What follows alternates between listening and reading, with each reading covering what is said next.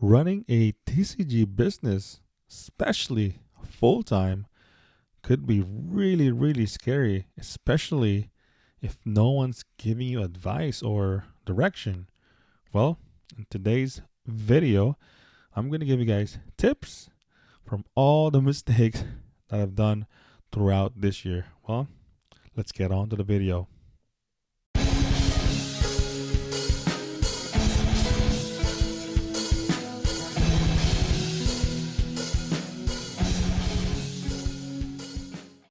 What is going on, guys? It's a Jam BA and welcome back for another video. All right, so before we go on to the video, I just want to say thank you to all the new subscribers. Welcome to the channel. All right, so tips, directions on running your own TCG business, specifically Tcgplayer. So if you consider doing this as part-time or maybe full-time, these are the things that I've learned throughout the year. So, all right, we're gonna start with listing the cards. My best advice when you guys are listing the cards is you gotta think as a customer. So when you're trying to list a card as like near mint, light play, or moderate play, you're thinking of the other end, the other person receiving the product, your cards, so that it'll be a better experience. It'll be much easier if you think that way, because I mean, obviously, if I'm buying a card and it says light play and then you receive a damage or an HP, it's a bad experience, So my best advice on when you're listing the cards is really think as a customer. But other than that, obviously you're gonna make mistakes, but that's okay. You learn from it. But next things on that would be when you're listing is the prices.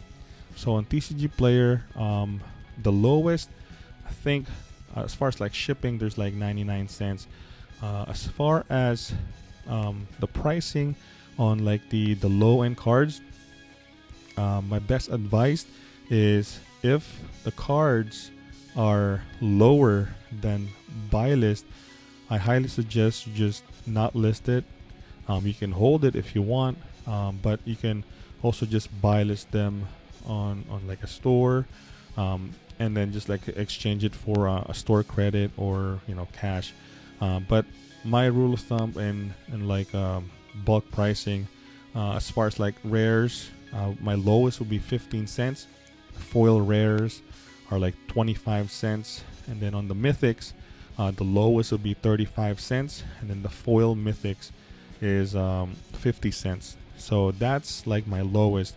And then on the commons, uncommons, if it's like below, because some commons and uncommons are like a penny, I was like, yo, just bulk it out, man. So my lowest uncommons are like 5 cents, and then the uncommons are like 10 cents at least. But some of them will be higher than that. There's some commons and uncommons that are like have high value. So moving on the high end cards, so it's very tricky because there's like the market price, and then there's like the TCG low price. This one, I think you really have to do your own research. It's really up to you if you want to go match the TCG low, if you want to move the product right away, or if you want to kind of like you want to sell it, but you don't want to be like the lowest. You can average the market price and the TCG low price, and then you go from there. So it really depends on how much do you want to move the product. And then I think that's as far as like the listing. Actually, one more thing is the quantity. So when there's, if you have like a regular rare and you have like 8 copies, I highly suggest you list only one copy, and then you put it on the sleeves. In this way, it's like preventing you to get like bought out. In, let's say that 15-cent rare could go up to like $2-3. So that's good. You sold one, and then you can relist that card again for a higher price. No one's gonna buy like the all 8 copies. So that's I almost forget about that one. So the quantity. So always only put one quantity. Now you have like the commons and commons that are like bulk 5 cents, 10 cents. You can list like 12 copies or 24 copies on that one, and that is also fine. So that is that for the listing. Moving on, we're gonna go on the inventory. So inventory, you have to be organized. Number one is by color. If it's not by color, it'll take you like hours on just looking on one card.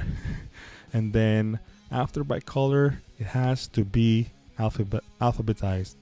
It doing this two ways, it makes everything just much simpler. So after that, I mean, with me, my advice is I would separate like the foreign cards and then the foil cards as well. So you have all the non-foils, and then you have all the foreign cards, and then you have the foil cards all separate. And then also I also divide and separate all the bulk commons, uncommons from the main inventory. Like let's say, so this sleeve right here, you can fit 12. If it's more than 12, if you have more than 12 copies, you put it in like a bulk box, and then once those sells down, you can put the 12 copies into the main inventory. So it's really just making sure that your inventory is like much organized that way. But yeah, so I think that's really it for the inventory. You can also do like by set, but you know, I'm still a small seller. Maybe if you're like a bigger store, you can do like by sets. But I don't have much cards, you know, so I think doing just by alphabetical and then by color, it's totally fine. So moving on, we're gonna do the pack and shipping. All right, so I highly recommend when you guys are doing this Tcgplayer, always include the invoice. The invoice, it makes it easier for you. You know, who is this person? What are the cards in this package, right? So always include the invoice, and then from there you have your own like supplies. You got your envelope, you got your bubble mailers, you got your top loaders, your sleeves, and you got your stamps for your envelopes. So I use like the 84 cents and the 99 cents stamps. Those are for the non-machinable. So those are the tools you need, and then also you gotta have like the blue tape. It's much better to use the blue tape, painter's tape, so that when you receive when the customer receives the order, it's much easier for them to peel it off. And then the last thing is I highly recommend using tokens, maybe basic lands on the small orders. You can use the sandwich the cards, so you don't technically gonna use like top loader all the time, because top loaders is getting expensive. But yeah, one last thing on pack and ship is like on those expensive cards, I highly recommend checking the address. Some of the like $20-$30 orders, I usually double check the address, because it's an expensive order. You want to make sure that it's you're writing, or you're putting the right address for it. All right, so one last thing would be the communication. You gotta do the communication part, man. Very, very important. So first things first, always address yourself as a we, not I, a we. I learned this from like me being a produce manager. It's always a we, man. Even though I'm like by myself over here, I always address like as a we. hello, thank you for reaching out. You know, you always address it that way. You know, like we apologize for the inconvenience. You know, we're hoping, you know, things like that. And then after that, you got to act from there. You know, you have to act right away on whatever the problem is. Or is there like a missing card or missing packages, or you know, things like that? You got to act right away, because you want your customers to have the best experience, so that they will leave a positive comment or give you like a star. You know, whatever it is, man, that's what's important, is you're giving the best service, no matter like a good quality card, a fast shipment, and then good communication, good quality communication. So I think I covered everything. If you guys need any more questions, you guys let me know in the comments. So yeah.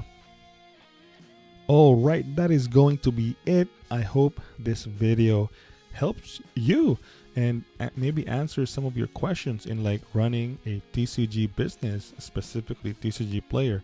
But yeah, so if you guys made this far in the video, put in the comments hashtag bonesaw. I don't know, this is the first card I I grabbed on the table. So hashtag bonesaw.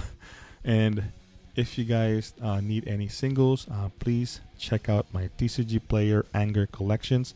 And with that, have a great day. Peace. 24 hours is not enough doing all this, man.